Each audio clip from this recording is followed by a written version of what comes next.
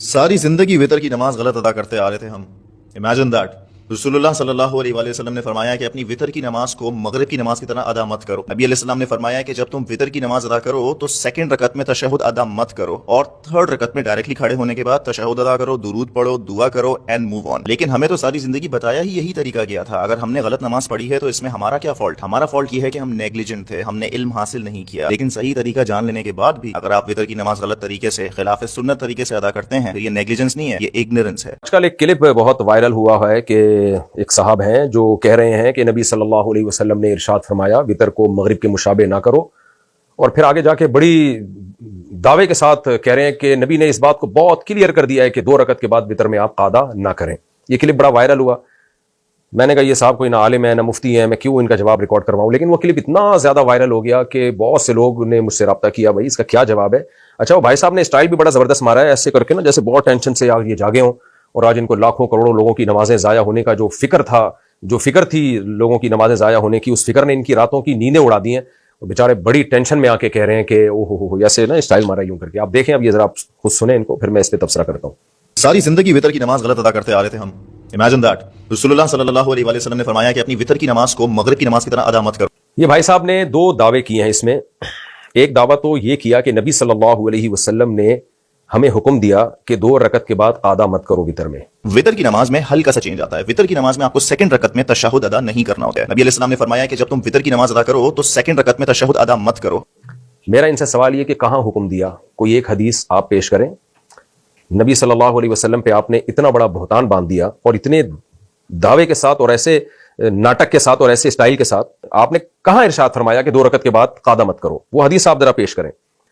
जो आपने हदीस पेश की है कि नबी सल्लल्लाहु अलैहि वसल्लम ने वितर को मगरिब के मुशाबे पढ़ने से मना किया। रसूलुल्लाह सल्लल्लाहु अलैहि वसल्लम ने फरमाया कि अपनी वितर की नमाज को मगरिब की नमाज की तरह अदा मत करो। मैं आपके सामने पूरे अल्फाज उस हदीस के पढ़ के सुना देता हूं, उसी से आपको पता चल जाएगा कि नबी ने जो वितर को मगरिब के मुशाबे पढ़ने से मना किया है, उस मना करने का मतलब क्या है। पूरी हदीस दारकुतनी की यूं है।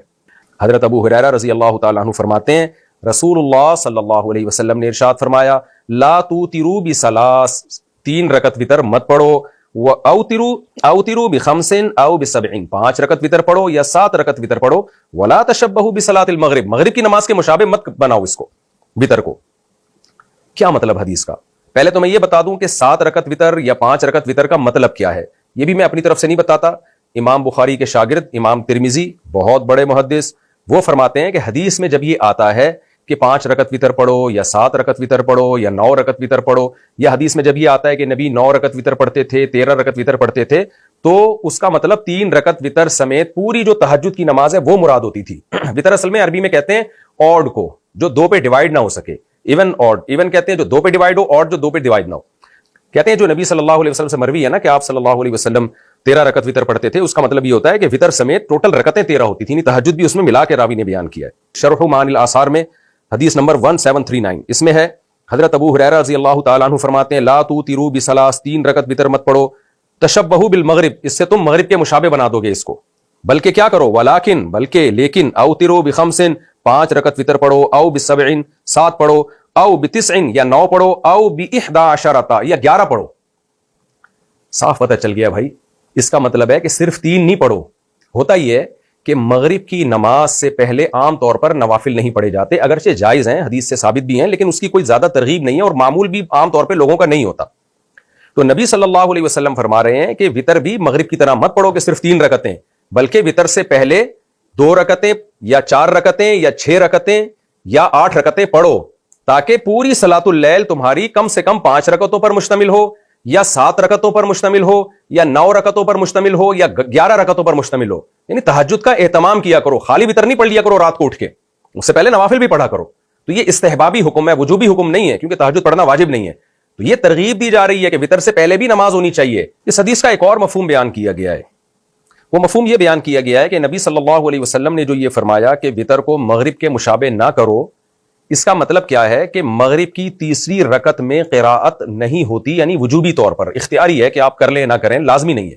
जबकि वितर में आपको तीसरी रकत में क़िराअत लाजमी करनी है। कि नबी सल्लल्लाहु अलैहि वसल्लम ने ये जो फरमाया कि वितर को मगरिब के मुशाबे ना करो, तो इसका मतलब क्या है कि बिल्कुल 100% मगरिब के जैसा नहीं बनाना आपने, थोड़ा सा फर्क रखना है। वो थोड़ा सा फर्क क्या है کہ یا تو یہ فرق ہے کہ اس سے پہلے آپ نے نوافل بھی پڑھنے تہجد کے, یا یہ مطلب ہے کہ وطر کی تیسری رکعت میں آپ نے قراءت کرنی ہے, جبکہ مغرب میں عام طور پہ لوگ قراءت نہیں کرتے.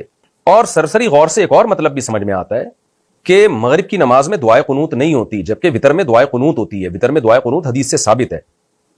تو اتنے سارے مطلب نکل سکتے ہیں, اور حدیث سے وہ مطلب ثابت ہیں, وہ ڈفرینس یعنی مغرب اور وطر میں اتنے سارے ڈفرینس حدیث سے ثابت ہیں.